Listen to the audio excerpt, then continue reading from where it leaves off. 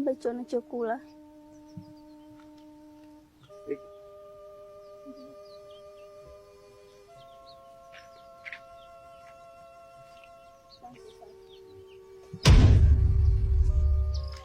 mimi nikupe wewe?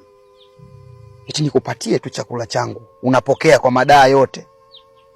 Tena labda nikuelekeze kitu kimoja, upumbavu wote umeanzia kwa baba yako mpaka umehamia kwako, kwa sababu yeye anajua taratibu zote za hiki kijiji, lakini ndo kawa kwanza kuwa mkaidi. Kwa sababu baba yako cha kwanza tulimwelekeza, kijiji chetu kina sheria kwamba mtu akifika umri fulani lazima akeketwe. Hakakaidi.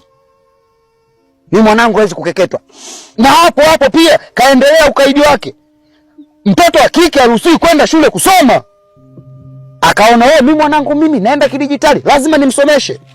Haya ndo madhara unayotuletea sasa hizi. Ni milima heka 4. Unakuja kusababisha laana, hata kuja kuambulia mpaka gunia 1, gunia 2, bebe 3. Wengine hakuna kabisa shamba.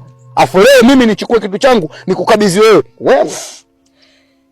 Tena nisikilize. Au ulivyoishi nilivyokutetea kwa babako pale siku ile, mimi nilikuwa nakupenda. Ulisi nilikuwa nakupenda? Sasa nikuelekeze, mimi nilikuwa nataka utoke pale babako kufukuze uhangaike. Na ndo kama hivi unavyohangaika. Alafu pia mimi tena leo nifikia hatua nikupe vitu vyangu mimi. Ule tujilielie. Sasa siku nyingine ukiniona nikalie mbali. Nione kama simba.